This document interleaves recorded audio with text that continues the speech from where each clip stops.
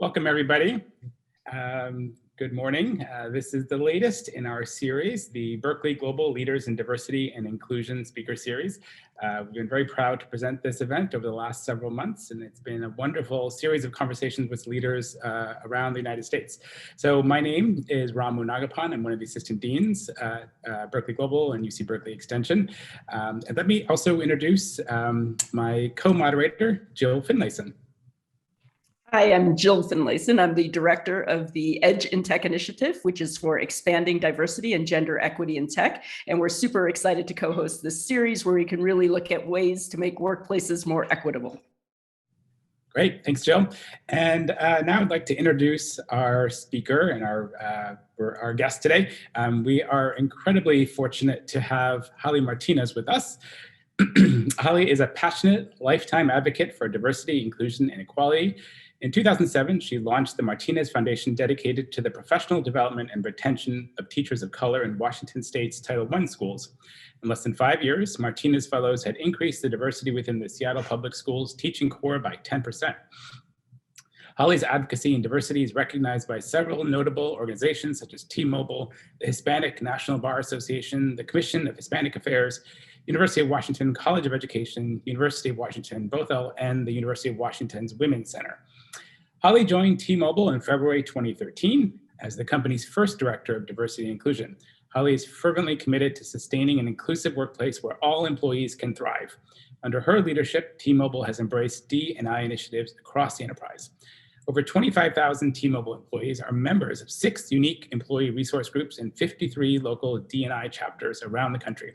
In 2019, T-Mobile received the distinction of the best place to work for LGBTQ employees from the Human Rights Campaign, Ford's Best Employers for Diversity, Fortune Best Place to Work for Diversity, Military Friendly, and the nation's top military friendly employers united. So with that, we're going to dive into our conversation. Thank you, Ramu.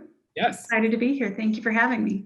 Sure, of course. So just to kick it off, can you tell us your story and how you came to this work and how these issues are important to you? That's a great question, and that's a big question. I have to say that I came back to education as an adult and with such eyes wide open learning about things that I hadn't thought about as in depth as I should have. So I started reading Paulo Freire when I went back to college, and I started reading The Pedagogy of the Oppressed, and I started understanding a little bit more about equity and just how inequitable our public education system was. And so as I dug in and started to understand, I understood my own privilege. I understood that I have resources that I can dedicate to doing what I can for my own part for equity across a wide variety of forums. So I launched the Martinez Foundation with my husband and engaged in that work for quite a while. It was wonderful, and it was such a great opportunity for us to work with first generation college students who were seeking to be teachers. We had a cohort model, and very happy to see that work continue through another organization called the Technology Access Foundation. And now I am at T-Mobile. I joined T-Mobile in 2013, and it has been such a different experience to advocate within an organization. It's one thing to advocate out in society and in community, and it's another to act as an advocate within an organization. And so it has been tremendously rewarding, and just really thrilled that I am here where I am today, and to have such a tremendous organization with so many passionate leaders and advocates and 30,000 employees who are right there with us in all things diversity, equity, and inclusion in our programming. And just really thrilled where we are today. Love the work.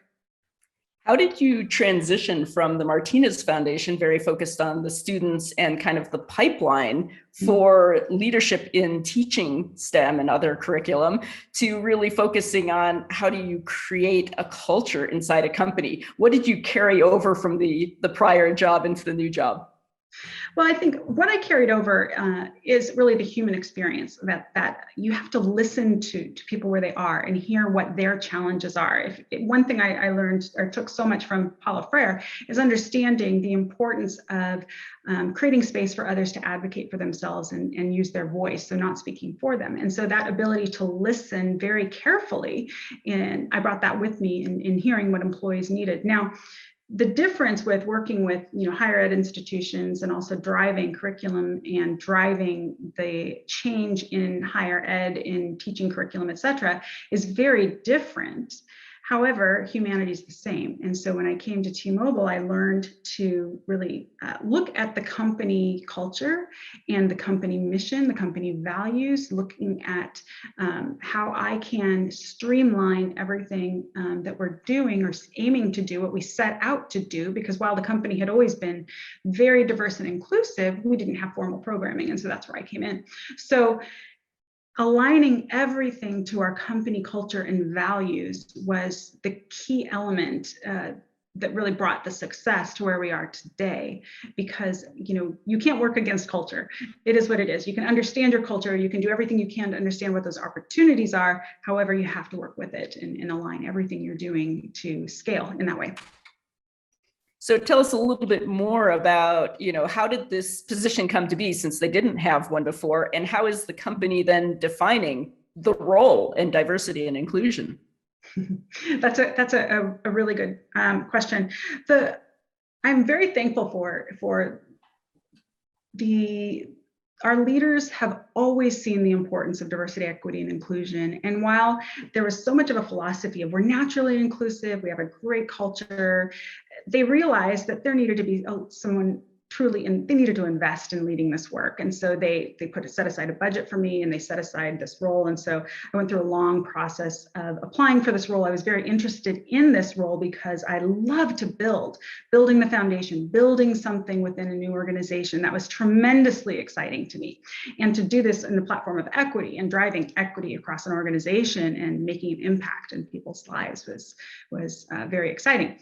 I think that, our leaders were very aware that there was a lot more that we could do as an organization. And they've always been very supportive of letting me drive where I felt we needed to go in collaboration with our leaders.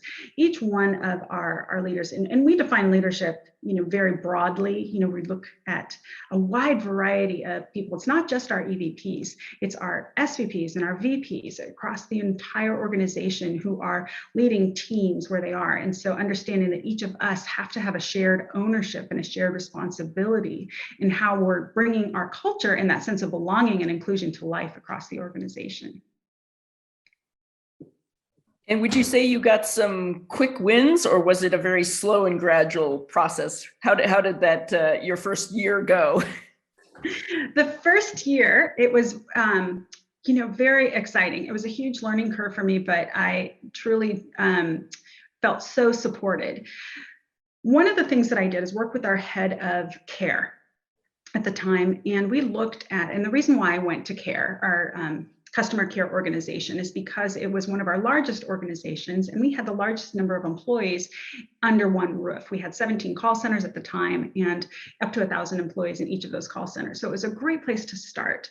And so that's where we started. I went to every call center in 2014, and we built teams in each of those call centers who could work on diversity, equity, and inclusion initiatives with the support of me and my team, and respond to things that were important to them on a local level.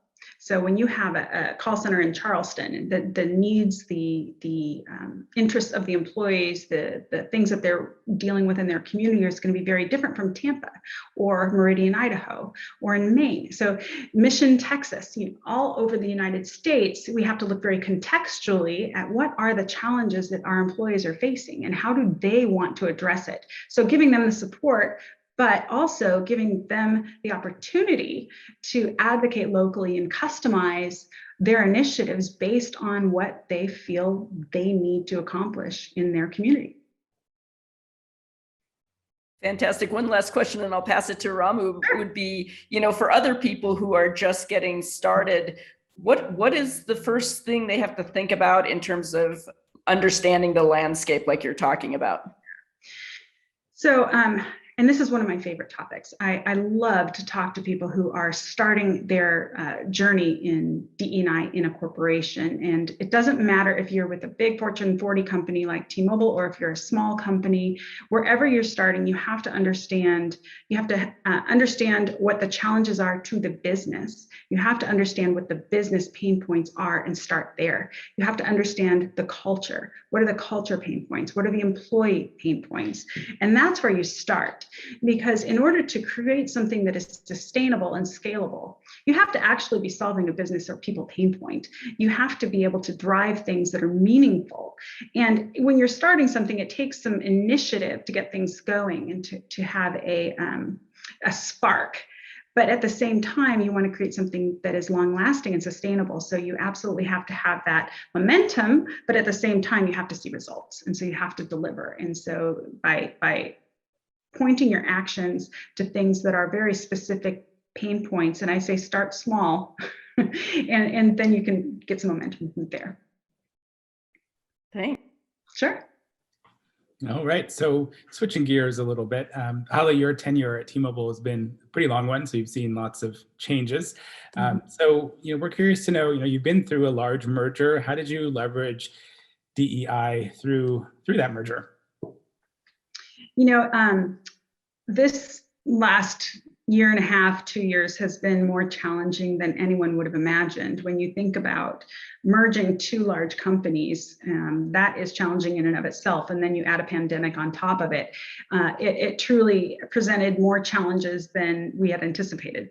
So we weren't able to gather together. So the first thing we did is really align all of our focus when you look at inclusion, tying it to our integration goals. So you're merging and respecting the legacy of two cultures. And so making sure first and foremost that everything we did, and again, we have 6 ERGs and we have 55 local chapters that are driving work in their areas. And some of these are line of business focused. As I mentioned, you have customer care, you have retail, you have technology, you have all of these. So you can customize, how you are approaching and driving those integration goals. One of the things that we did is really respect what the legacy that Sprint had in their DE&I program. So when you look at the work that Sprint had was almost 3 decades of work in DE&I. They had a deep roots in deep conversations around diversity, equity, and inclusion, and in some practices that were quite remarkable, and an accessibility team that does some fabulous work with products. And then we took our culture, which, as I mentioned, we started in 2013, so we're relatively new in the formal efforts. However, what we had is tremendous momentum. We had a tremendous culture of energy and just this wonderful BU, we call it #BU culture, where when you bring those two things together, those two legacies, and we made sure that we were intentionally and strategically tying the best of both together, both legacies together. And so each of our ERGs, our employee resource groups, has a leader from Sprint and a leader from T-Mobile coming together. Now we don't refer to legacies anymore. Now we've been, one company for over a year now, and so we don't speak in those terms anymore. However, it is something that we were very intentional about to make sure that we're bringing together. We didn't want our legacy employees of either side, either company, to feel as if they were losing something that was important to them. So being very mindful of what is it that employees feel are so important about their legacy culture that we can maintain and move forward. Yeah, that's great. And as you move forward, what do you see as the next set of challenges now that you've brought these two organizations together? There are no shortage of challenges. And I think one of the things that we have been doing is looking at the systems. When you merge two large companies, it takes a while to integrate all of your systems, and particularly your data systems and all there's just a wide variety of things that take a while. So right now we spent the last during integration, we spent quite a bit of time thinking about who do we want to be as a new, larger company? Who do we want to be in the equity space? So we did a deep analysis, a tremendous amount of work with the Neuro Leadership Institute, and we evaluated feedback from our employees, our customers, our suppliers, and our communities.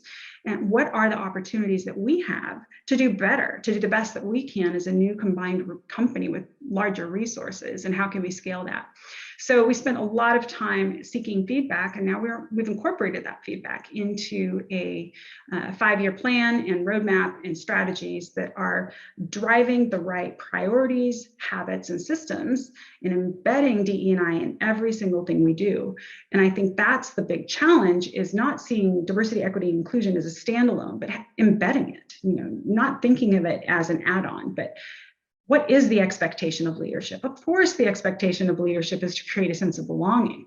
And so instead of creating a formalized, unconscious bias or a formalized diversity training, it truly is more about, here's this training which is driving our values across the company. And we have a value called One Team Together.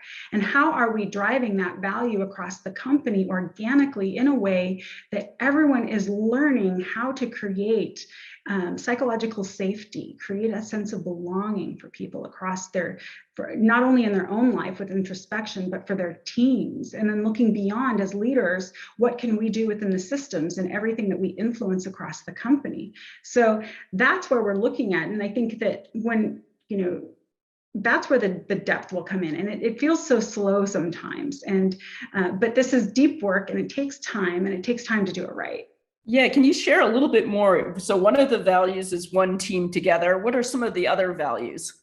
So we have, customer first is our big one, how we love our customers. And I'd like to focus on, this customer obsession and the One Team Together. So those are the two that I focus on the most, because those are the ones that I can drive and that we can collectively drive that shared sense of ownership together throughout the company. So those are the two that I focus on the most, because those are the ones that have, more direct tie to what we're driving across the organization. And when we think about our customers, the more responsive that you can be, and we've learned from the mistakes of others, and seeing how when you don't have a truly diverse team and equitable team. And we look at this differently. Let me describe this first. When we talk about diversity, equity, and inclusion, there are 3 different things. Diversity, when you think about a table, who's at the table making decisions, who's designing your products? You want to make sure you have a wide variety of people and perspectives at that table. Equity is different than equality. Equality would be everyone having the same seat at the table. Equity is making sure that everyone has access to that table. So making sure that we're providing equitable opportunity. And the third is that inclusion piece is, once you're at that table, you have diversity at the table, you have an equitable opportunity to get there. How are we making sure that everyone feels they have a voice? And so when you look at some of the organizations that have made mistakes in products that were not inclusive, if they had, so I'll use Chevy as an example, this is a long time ago, if they had diversity at the table when they were naming their cars and when they were, creating the Nova, for example, they never would have named the car Nova, because it never sold in any Latin American Hispanic cultures, because it means doesn't run. And so you understand, that's just one example of how, if you don't have the right people at the table who are designing your products and understanding how things are going to be delivered, you can make mistakes, and that's a lost opportunity for all. So when you talk about taking those values and getting them out in a large organization, you mentioned embedding, you've got suppliers, you've got customers, you've got employees, and even within employees, as you point out, you've got people who are developers, you've got people who are frontline service providers. So how do you embed it when you're in such a large organization and you've got all of these different audiences, really? So this is where that shared sense of ownership comes in. And there's nothing that we can achieve alone.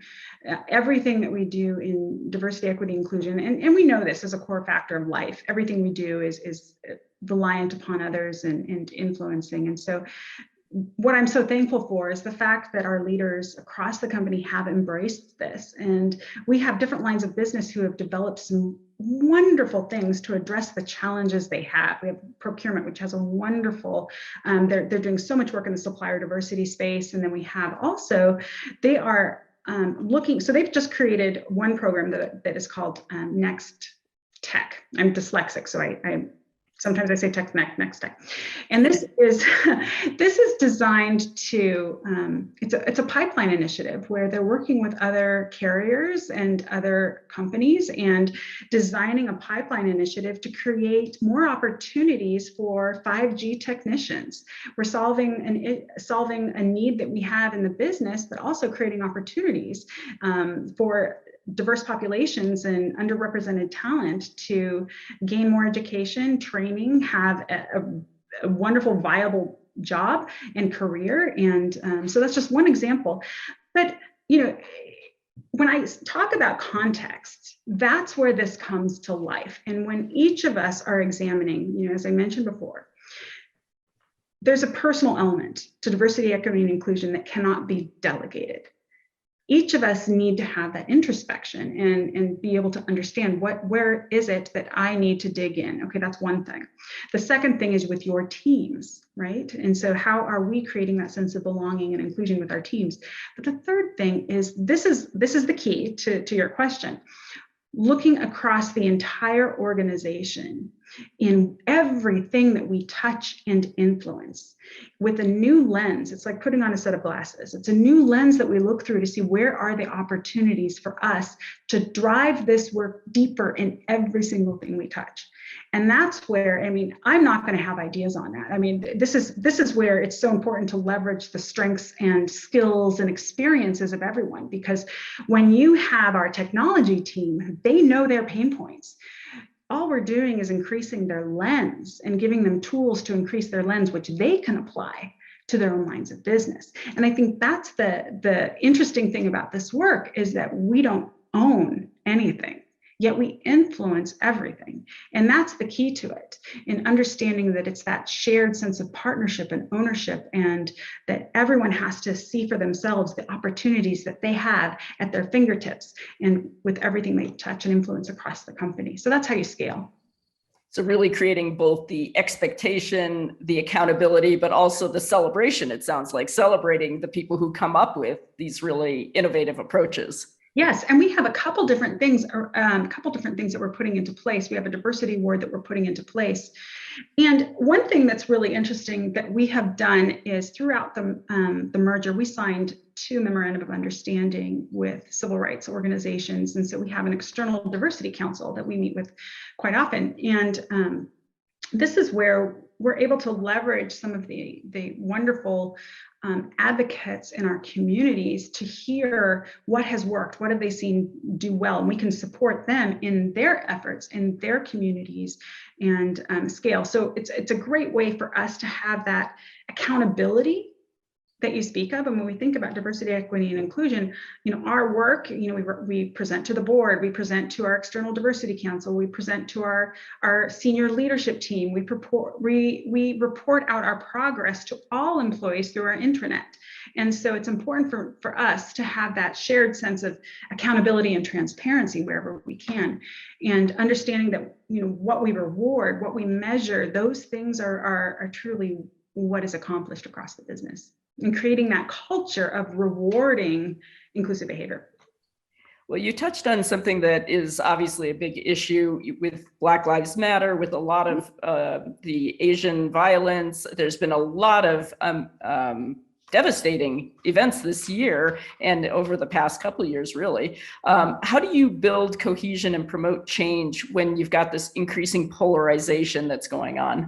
The polarization is palpable. It is really tough. And so I will tell you, what we've focused on is giving resources to managers. And so both with the increase in Asian violence and anti-hate, we've created the anti-hate campaign, and both internally and we've spoken out externally too. But what we do is focus on what are the needs that every one of our managers has in responding to these crises in our communities. And to our employees who are struggling with these terrible injustices. And so we create manager toolkits, which we send out to every manager in the company, that gives them talking points and history and data points and how to navigate these conversations, because we wouldn't expect every store manager to have everything that they need to be able to navigate really tough conversations in a way that's very respectful.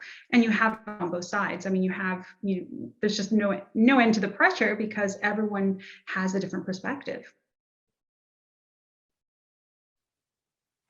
So Holli, I really loved what you were saying several minutes ago about the personal work that's necessary, the introspection that's required, and the need to look across, all sides of the organization. So, one question we often get, that we've gotten in this speaker series before is, what do you do if you're a small company or a startup? Where do you start? Do you have any wisdom to share with our audience who are in that position? I think you have to start, if you're small, well, big or small, you have to know where you're going. So you have to know what is that North Star? I always focus on inclusion first, because I think that's where you have to lead. And, again, tying it to corporate values, what are your values? You have to have something to adhere what you're doing to. You have to have a mechanism to drive it that is deep within the culture. And, being honest with yourself, is your culture there? If it's not, what do you need to do to get it there? And so there's that eyes wide open that you have to have, when you look at what you're aiming to do, but also what are the challenges? What are the barriers that you're going to have to face? It takes courage. This work takes courage because it's not comfortable.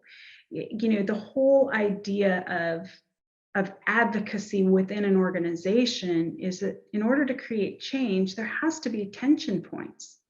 Now, it's not as if, advocating outside an organization, it can be a little bit more disruptive. But within an organization, it's not about disruption. It's about creating the right awareness and tension points to create change. But it's doing so in a way that is healthy for the business and for employees. And what's good for employees and good for business, that's the win. And so, there's a lot of things that you can do, but I would say start small, listen, understand what it is that your employees are facing. What are the challenges that you will face as you look at making a big change? I research, some change management, but skill up on everything that it's going to take to get the organization where it needs to be, large or small. But that shared sense of ownership is really where it starts, and understanding that there's one common goal that everyone's working for. And that common goal, clearly that's one way of building trust, across the team. Are there other strategies you have for building that kind of trust? For my, what's really important to me is that things are authentic. And I think it's important that leaders understand that nothing can be manufactured. You can't market your way out of diversity, equity, and inclusion issue or situation. And so understanding that this has to be, it's long and it's not something that happens overnight. It takes time, but it has to be meaningful. It has to be authentic, and it has to be driven in collaboration across the company. So I think that's first and foremost. And it's so interesting, T-Mobile, we are such a loud and proud brand, and we are all proud of it. We wear the gear, we dress in T-Mobile gear, we're proud of our company, but at the same time, we don't want to mislead anyone to think that this isn't, especially with DE&I, extremely strategic, intentional, and led with a lot of humility. And that's the where you can't come into this work with a sense of feeling as if you have all the answers. You have to come into this work knowing you don't have all the answers, but you're willing to listen so that you can collectively understand where you need to go next. Thinking about listening to people, obviously COVID has changed a lot of things, and some of those changes will stay, some will go. We know that women have had disproportionate impacts from this. So when you think about kind of the COVID situation, but like beyond that, like what are the policies that maybe you want to keep going forward? What are the policies that will actually promote more inclusion, and what will help advance more women and people of color into the senior ranks? No, I think that's an excellent question. And I think that when we talk about equity with women and, when we look at the responsibilities of childbearing and in family life, I think that we're talking about larger systemic issues. And I think, one thing that companies can do is have parental leave policies that are just as equitable for men, and so that men can take time away and support their family as their wives have children. So I think that's an important policy that can drive that equity, and I think is very important. But I think too, on a smaller scale, when you think about what the pandemic has done is created a sense of equity for teams that are not all in one location. And, many of us are managing teams that are in many parts of the country or the world. And there's always a sense of who's not in the room. It feels as if they don't have that equal spot at the table. And so one of the things that I encourage is virtual meetings. If you have employees that are not located in your building, so that it creates that shared sense of equity, and it's respectful for all. So I'm afraid that we're going to lose some of that. There's always been a sense of, especially when you have a headquarter based, and many of our employees, I think probably it's about 90%, are not located in a headquarter building. You feel a bit removed from what's happening at headquarters, and so it's important for leaders to take a look at how can we create that sense of you are here at the table with me. And I think that the online forum creates that. And so that's one thing that I hope doesn't go away too much. We'd love to get together, and I think that's really important, but at the same time, we have to make sure that we're creating that equal space for those who are virtual to feel heard. And not unlike what you did with the Martinez Fellows, how are you grooming people to advance in more equitable ways? Well, right now we're taking a look at everything that we do. Of course, we have sponsorship programs, mentorship programs. We're increasing our programs to support women and BIPOC communities to make sure that they have that equity, and to make sure that we are providing all the resources that are needed. We have such a robust offering, and we're fortunate as a large company to be able to offer so much. But I think that for smaller organizations, it's important to realize that every leader has information and knowledge that they can pass on. And so reverse mentoring, sponsorship, those are things that are very important. And understanding that the way that we view talent, and understanding, this is where bias does come in, because there is familiarity bias, there's confirmation bias, there's so much that if we can understand about ourselves, and that's the introspection piece, and also creating those equitable, we talk so much about diverse loops and making sure, or diverse candidate slates, to making sure that we have, women and BIPOC underrepresented talent in every slate of candidates that we have for every position. But it's equally as important to make sure that your interview loops are also just as diverse, because we want to make sure that it's not the same people making the decisions every time. And so making sure that we're mitigating our bias, our familiarity bias, confirmation bias. There's so many that influence how we think and how we identify talent. So it's understanding that we need others to help us balance our own lens and creating that robust team in every interview loop. So that's just one example. I like that. I've not heard the term loop before, so that's very interesting to keep different people rotating through. Absolutely. I was going to ask, on the topic of talent, are there other strategies you have for recruiting new and diverse talent? How do you get that appeal out there to attract those kind of candidates to your positions?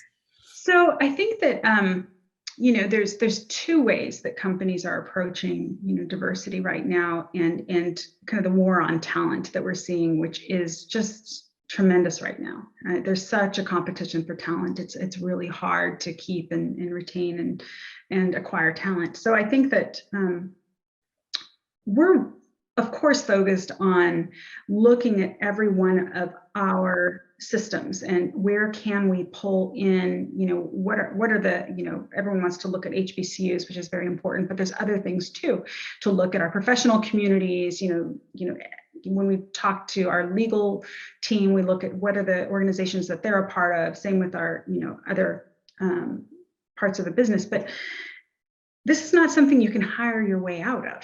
And so for us, we want to make sure, because in companies that get that develop reputations for hiring diverse talent and not developing, they start to see a real ceiling in how they can advance, because when you get to a certain level, you see that, well, they're going to go external for that. And so it's very important for us, especially we have such low attrition, that we want to make sure that we are developing our talent. So we put a tremendous amount of energy in developing our talent. We also know that we have such tremendous pride in the company that we leverage our referrals. And so it's very important that we're leveraging, the systems and the communities that our employees have. And so that's a big part of it. So it's very holistic. And I think that when we're looking at key hard to fill positions, it is important for us to look very carefully and cast a very broad net and have patience.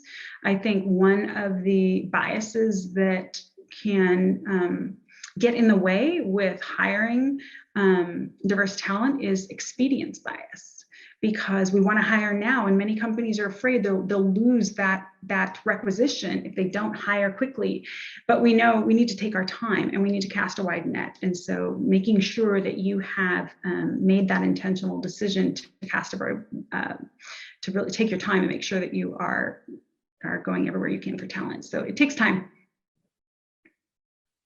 And are there certain metrics you use in recruiting and hiring to sort of see where you're at and gauge that progress? Sure, absolutely. I mean, we track everything, as most companies do. It's so interesting, because when you look at what influences representation in a company, particularly representation in your senior ranks, it's not terribly complicated. There are 4 things that influence the representation at the leadership level. You have the growth of the company. If the company is growing, you have an opportunity to diversify the population, increase number of roles. Number 2, you have attrition. And if you have, if you don't have attrition, in a healthy amount of attrition, not too much, but a healthy amount, you're not having that opportunity to fill those roles. And so you're also not able to diversify. And so the other 2 elements are simply, how are you developing your talent and how are you acquiring it? And so really looking at that lens and seeing what is the growth, where's the growth in the company? So if you have a line of business where you know that there's some workforce planning involved, that's where you can focus your energy. That's where the laser precision happens when you are looking at diversifying your talent. And many times people will go to our frontline work because they feel that's the largest number of employees, but also is the smallest ratio of leadership roles. And so you have to look very carefully at where your company's growing. And most often you've got a lot of tech that's growing. You have a lot of different different parts of the business. So that's where you focus. Where's the growth? And then if the attrition is, you have to look at what's happening with attrition. I haven't heard that positive spin to attrition, that by having attrition, it gives you the opportunity to diversify and the opportunity to bring new people into the workforce. I think it's also interesting with the expediency bias, like giving people permission to take the time, giving them permission to spend the money to do a longer or more inclusive search. Sometimes, especially with the budget situation being what it is today, sometimes they need that permission to go forward. Absolutely. And I think that there are some lines of business, there's some key roles that have, I know many tech companies have the same challenge. When you have certain roles, it might be engineering, or it might be in something that's highly technical. You don't have turnover, and you will have people in roles for decades. And that can be a challenge. When you think about your being a global company, because obviously this is Berkeley Global, so we're talking to people around the world, what kind of deep analysis have you done, and what have you seen that's similar or different across countries? So we are largely a US-based company, so we don't have a lot of global work, but I will tell you that, similar to how we approach our chapters in local areas across the country, it's the same thing with different countries, and using that approach of, if you have employees in one country, really understanding what are the needs, challenges, and issues that are unique to that country, and having that kind of hybrid, a centralized, decentralized model where you can, they can ladder up to the overall DE&I strategy of the company, and yet advocate locally in a manner that is respectful of the traditions, the culture, the needs, the challenges of that particular culture. So I think it's critically important to maintain that respect, similar to where we talk about the legacies of both companies. It's same with different countries, different locations, localities, communities. It's always understanding that each location is going to have different norms and nuances. Do you have particular data that you try to collect that's consistent across locations, or do you have, as you point out, a more localized model? So yeah, what is the data that you need to inform these decisions? Yeah, no, that's an excellent question. So we do a few things. Excuse me. Of course, we have an employee sentiment survey, which is quite deep, and we're constantly looking at, how are different populations, locations, experiencing the company? How are they experiencing their managers? How are they experiencing a sense of belonging in the company? And so we're always analyzing those, but also I do focus groups myself, and with my team, we do focus groups in different areas, especially before the pandemic, when I was constantly out in the field and understanding and hearing from employees what is it that they're experiencing. But through the integration and through the merger, we did a deeper investment into an outside party to do that deep work as well. We wanted to validate it with a research firm to understand, conduct focus groups across the organization, interviews and focus groups that are quite deep, to understand what the experiences were, what the challenges were, what are our opportunities going forward. You have to understand the true experiences, and sometimes in order to do that, you need an outside party to give you an additional lens or validate what you think you know. And any surprises from that research? No, I think if there was a surprise, it was that we've done a really good job of listening to our employees, and particularly through all the challenges that we've had through the variety of social equity issues and social injustices. We've done quite a bit of listening, and this is something that our leaders have done really well. And when you think about how T-Mobile how the company was able to overcome so many challenges and really break apart and advance, it was listening to customer pain points, understanding how there were so many things that were not healthy in the telecom industry. And so how, removing contracts and all of the Un-carrier moves that we've made were based on the feedback from customers. And so just taking that lens internally, understanding our employee pain points and listening, and that's the foundation. That's how you know that you're really meeting their needs. Thanks. So, as you reflect on the state of things now and look ahead, I mean, how do you think this work in DEI is going to be changing over the next year or beyond? The polarization probably isn't going away. Hopefully the pandemic is receding. So we're going to emerge from this in kind of a new place. What are you looking forward to, or what are you worried about?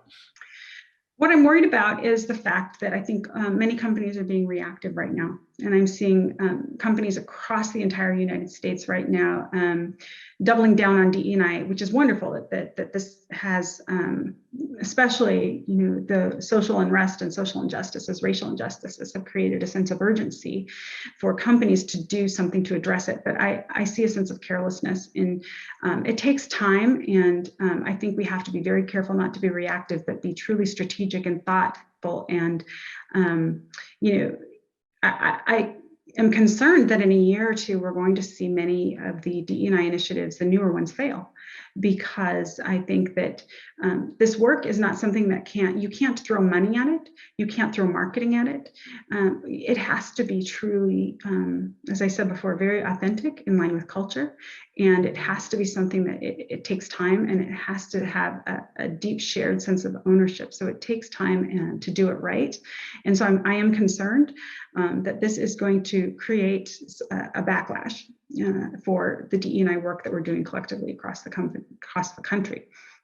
But excuse me, where I see this going more and more is a departure from the standalone DE&I or bias training programs into more, where at least I hope it goes, is much more embedded, almost invisible. It should be just through osmosis, like breathing. It should be a part of the culture. It's, of course, that's what's expected in performance management. Of course, it's what you put in your individual development plan. And it's, of course, how we approach things. And of course, it's tied to our values. It shouldn't be something that is apart. And I do believe, too, that it's becoming more a part of the business. And this is critical, that the need to tie DE&I to business work, to products, and to what we're delivering in our systems, that is critical. And I think that the business acumen that DE&I practitioners need will just increase, because that's the true meaning of, businesses are there to do business. And in order to help them serve their customers best, to serve their employees best, their communities, their suppliers holistically, you have to have a pretty deep and embedded roadmap and strategy to do that. But I think that, aligning to the business is critical. Let me throw a flip side question to you, and then let's actually turn our attention to the Q&A. We have questions from Pawanjit and Megan we'll get to in a second. My question for you is, how do you ensure the authenticity of the work? So it's not just marketing, but in fact, it is around the equity. So I would say a couple of things. I think I'm going to use Juneteenth as an example. So we made Juneteenth a company holiday, and it wasn't something that we put out on social media. We didn't take out an advertisement. It wasn't something that we put out there for our consumers. Employees talked about it. Employees bragged about it. But this was personal. It was for our employees. We did it for them. And so that was something that we celebrated internally. I would also say we're very careful around Pride. We are very active in Pride. We're the primary sponsor, the only major sponsor of the New York Pride Parade. We also, Seattle, in many Pride parades. Before the pandemic, we, 60 Pride events a year. We're very, very careful about how we show up, because we understand that this is something we're doing for our employees. Our employees have asked. They want us to represent the company. They want us there. We want to invest when we are sponsoring a Pride event. We want to make sure that our money is going to the communities through nonprofits. And so we're very careful that we're investing in ways that support the community and not exploiting it. And so that's something that we're very careful about. And I think that's always understanding how our actions can land with certain communities. And also, there's a fine line with exploitation and support. And so making sure that we're always letting our employees advocate and seeing their lens. And when we want to go into a different market, if we want to develop a new product, we want to make sure that we are hearing the lens of employees first and understanding how we can advocate in a way that is most authentic to them, which may not necessarily be what we first think of. And so there have been times where we thought of a campaign, or your marketing has, and then they meet with one of our ERGs or our groups of employees, and they realize, oh, that would not land well with a specific community. And so it's being very authentic, respectful, and listening to each community and how this will land. And if I were to interview for a job, what should I be asking in the interview to find out if a company is really committed to and acting upon these equity values? I would want to know the alignment with their values, the expectation of leadership, how is it embedded in the leadership expectation? What is considered a good manager? I want to understand how the position is resourced. I would want to understand the reporting structure and where DE&I is positioned within the company. So there are several things that you can do to make sure to and understand how it's valued. I mean, I would pay close attention to who is in the interview loop. Who are you interviewing with in the company? Are they taking this seriously, or are they seeing this as check the box? And so usually you can spot that pretty closely, pretty quickly, depending on who is at the table to, take this position seriously. And what's the scope of influence? All right, well, let's turn to some of the questions we're getting from our audience. And those of you who are tuning in here, please go ahead and pop your questions into the Q&A and we'll get to them. So the first question comes from Pawanjit, and they ask, I want to get involved in diversity and inclusion, but I don't know where to start. Can you please suggest any literature, books, or other resources to understand and start that work? Okay, I love the question. And what I say might surprise you, but I think the first and foremost place to start with diversity, equity, inclusion is in emotional intelligence and investing in yourself to understand how you are received and how you are showing up and how you are coming across. And sometimes we don't see that in ourselves if we don't have that. So developing your own emotional intelligence, I think, is the first and a very important piece. Anything around, there's so much literature that you can read, and whether it is autobiographies of different lived experiences. Dr. Kendi has a great book on how to be an anti-racist, and it talks about some systemic things. In education, of course, I go to the standards, why are all the Black kids sitting together in the cafeteria is a wonderful resource for education. I think that anything that you can read that solidifies your understanding of different lived experiences. I also think looking at your own scope of friends and the people that you interact with every day and expanding that, I think that is a tremendous value. So there are some things that you can do in your own personal life, and then also volunteering. All schools have, most schools, I would say, have some kind of a diversity, equity, and inclusion team or council or leader. Get involved there, start doing the work. In nonprofits there's so many nonprofits that are engaged in justice across the entire country that you can plug into. But really doing the work is not a lot of the work in DE&I is conflict management, and that's not what people think of. They think of the pride parades, and they think of the wonderful positive things that happen, but it takes a lot of understanding of change management, of conflict resolution, of understanding how to listen and advocate, how to create change, leading through influence. Anything around those skill sets is what I would recommend starting. I'm glad to hear you talk about emotional intelligence. I think another thing that's come out of COVID is that we need leadership with these core competencies of empathy, of listening, of being able to build psychological security and team building. Do you have any other tips on where do you get those skills, like the emotional intelligence or the conflict management, the change management? Because those are not things that are necessarily in a college curriculum. No, but you can find them. And I think that, I think a lot of organizations provide some resources. I mean, there are many higher ed organizations that have, online resources and extension programs that do offer these things. Human resources is a really great place to start because there's a lot of these skills that human resource practitioners and HR partners learn. And so there's some really good skill sets that you can learn through some HR training in navigating that. I also think it's important to understand labor. I think it's important to understand, how, I think that's a great skill set to learn too. Facilitation skills.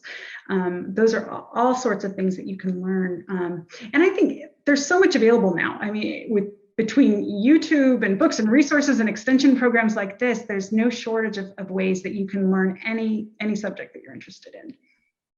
All right, let's go to Megan. Megan asks, most companies have formalized trainings and they rely only on these trainings to drive DEI. However, with many of these trainings, these become viewed as another thing to do, right? How would you combat a general attitude of fatigue to DEI?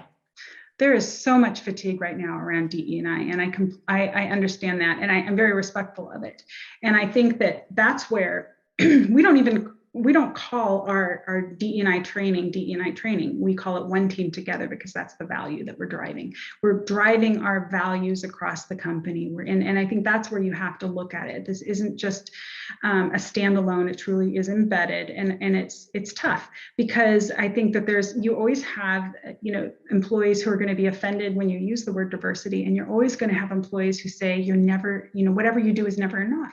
And so it is that that balance of what does the company need, understanding the pain points, and always looking at what are the pain points that we're driving for and creating something that works towards that and is scalable. So again, I wouldn't call it DE&I. It's management training, it's leadership training, and this is the expectation of good leadership, and that's where how you mitigate the fatigue, because the fatigue is real. Well, that's actually a good segue to the next question, which might be a controversial one. So Ashley asks, what is your opinion on linking executive compensation to DE&I outcomes? That's a great question. In fact, I was just on a forum this last week with about 65 practitioners across the company who were talking about this. And, there are organizations like McDonald's and Pepsi and others who have done a really good job, or have feel this is going really well, of linking compensation.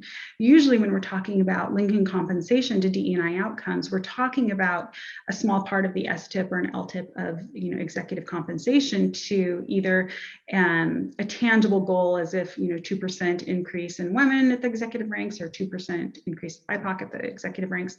Or we're talking about really making sure that all executives will receive this bonus if the organizational target is met. So, I think it has to be done very carefully. We are creating incentives through a diversity award and rewarding good behavior, or rewarding the inclusive behavior that we want to see, that we're driving across the organization, and those who are tying DE&I to business outcomes and doing exceptional work. So we're creating more of a carrot in that way of this is something that the company values, and we're demonstrating that, and we're showing that the culture of our organization is to reward for this. And so that's where we're going. Our eyes are open, and we're always watching to see what's working. But with DE&I, we're really talking about humans. We're talking about our brains, and we're talking about how humanity operates, and we have to be really careful, because there's things that we can do that can backfire and can create unintentional negative consequences. So whatever is done, it has to be done very well and in alignment with the company culture, in alignment with the company values. And for some companies that's going to work, and some it won't. And so you have to evaluate for yourself what will be the right outcome for the company. Yeah, I think this is related to when we think about women on boards. Mm-hmm. In California, they passed a law to get more women on boards, and it has led to change. Mm-hmm. And it sort of broke the ice, right? Like, hopefully we won't need laws like this, but it's been the case where I think the question becomes, is there a systemic problem underlying that? So with boards, oftentimes we look at the fact that they require prior CEO experience rather than comparable experience, right? And women are disproportionately not represented in CEOs. Mm-hmm. Are you finding any systemic levers that you can pull to help make some of these maybe requirements more equitable? I think that when we're talking about the case for example, women on boards, we have to keep focusing on the research. We know that companies are more profitable. We know that products are better and more innovative when we have that diversity. I mean, the business case is compelling. And so I think that's where we have to stay focused, is understanding why, and not focusing so much on these because there's a knee-jerk reaction by many on things that are mandated, and I understand that. And so it's truly understanding and highlighting where companies have exceeded and how they are performing all of the things that have happened as a result of the diversification. I think that's where we have to spend more time and energy. There's another related question from our prior participant, Ashley, now asking, what information are you expected to report to the board or executive team, and what information is important to them? That's a great question. I think first and foremost, our board and our EVPs, they want to understand what are the experiences, how are our employees experiencing the company on a variety of levels. And so they want to understand what are the experiences, because they're very interested in the authentic experiences of employees. How are they feeling? There's no tolerance for discrimination or bad behavior. And so there's very much an interest in what's the true story and how are employees experiencing it. So that's first and foremost. Of course, they're interested in the career advancement. And I think when we talk about career advancement, of course, we're always looking at, what's the linear, how are people moving up within the organization? However, there's also a deep interest in how are we developing talent across, and sometimes we have to take on different roles and different functions and move across the company to deepen our experiences before we move up. So there's an understanding of how are we providing opportunities for our employees to not just move up, which is very important, but also to take stretch assignments, sponsorship assignments, development opportunities. And so we're constantly looking at how, what is the equity, and to what extent are our women and BIPOC employees, how are they moving up or having opportunities or joining in development opportunities, sponsorship, mentor, all of that as well. So looking at that percentage. So there's the metrics that we all pay attention to. We want to see diversity increase in our senior leadership. We want to see it reflect our customers and our overall organization. But at the same time, we want to make sure that we're seeing that in the day-to-day decisions of managers in different teams of how they are equitably putting giving their employees opportunities. Let me give you a two-part question. We've talked a lot about the challenges of being in this type of a role, this type of job. There's a lot of conflict management. The progress is slow. It can be emotionally draining, right? It's an emotionally engaging career. So on one side, how do you maintain yourself personally? And how do you keep, your resilience? And, how do you do this then organizationally? But then the flip side is, what's the positive spin to this job? What's the happy advice?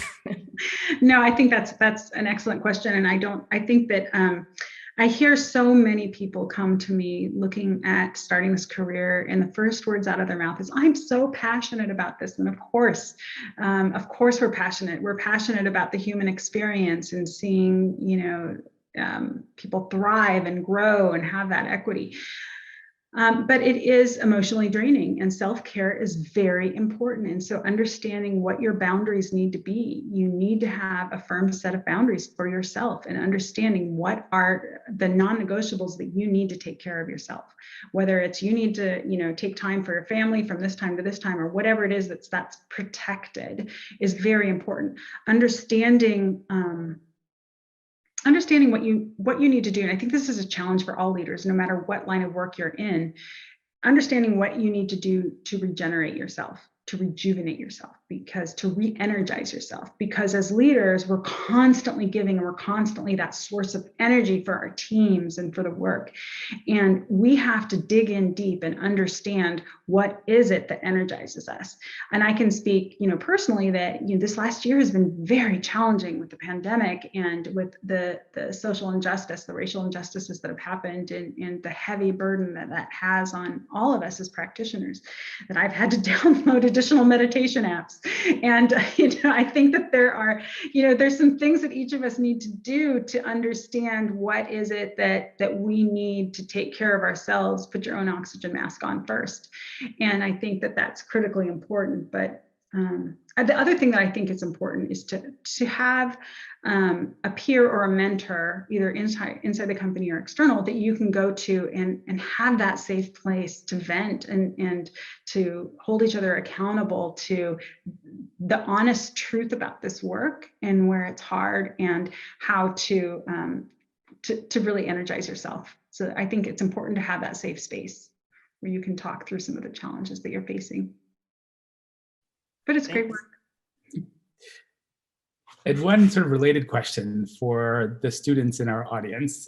They might be undergraduates or graduate students or considering some further education. What advice do you have for them? If they're contemplating either directly being engaged in DE&I work or thinking about other career pathways where they will, of course, be involved in this work at some level, what should they be thinking about in their education now?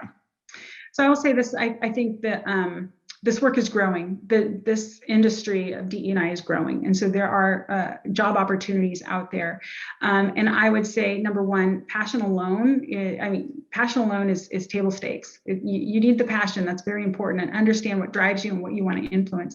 But what are the critical skills that you want to develop?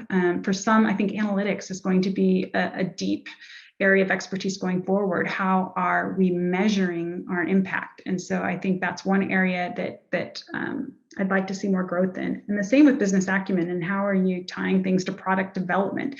And really get in touch with what interests you about this, and think about a corporation or a business and what are the different avenues and areas of expertise. We need more marketing experts who understand how diverse communities and those nuances. We need people in technology that understand how equitable we need to develop technology and the importance of a variety of lenses as we develop it. We look at all the challenges that have happened in the past with, for example, facial recognition, and they didn't have the right diversity at the table to understand that the facial recognition software wasn't able to recognize Black faces. And so some of the challenges that we have in technology of, we need a wide variety of lenses in every aspect of business. So my recommendation is take your interest for diversity, equity, and inclusion and tie it to something that within the business that you can drive. There's so many, whether it's HR, marketing, product development, sales, how to understand the customers, every aspect of business needs a DE&I lens. So my recommendation is, find your passion, know why you want to do it, and also tie it to a real business need. Well, that's wonderful advice and probably a perfect place for us to close. I'd like to thank you, Holli, so much for your wisdom, your insights, and your candor. Really great conversation that we've had today. And thank you, Jill, for co-moderating with me. I truly appreciated it. Thank you both. And I truly appreciate the work that you're doing. Thank you for bringing more insights and awareness for students in such a critical and growing body of work. And I appreciate what you do. And I appreciate the participants here who spent the last hour with us learning a little bit more about diversity, equity, and inclusion. So thank you. And thank you for kind of bringing it to a close with this key takeaway, which is DEI is part of everyone's job, that no matter where you are, you question those gold standards, ask those questions, and really challenge, are these things that we're doing, the products we're developing, the services, the processes, are they fair and equitable? Really, really appreciate that. And it's this kind of insights that we really like to share. I'm happy to say that June 22nd, we're going to meet with Leslie Gray from Mozilla. And so we're going to continue this conversation around, how do we make this part of everybody's job? So thank you, Holli, and thank you, Ramu, and thank you to our audience and to Berkeley Global for hosting us.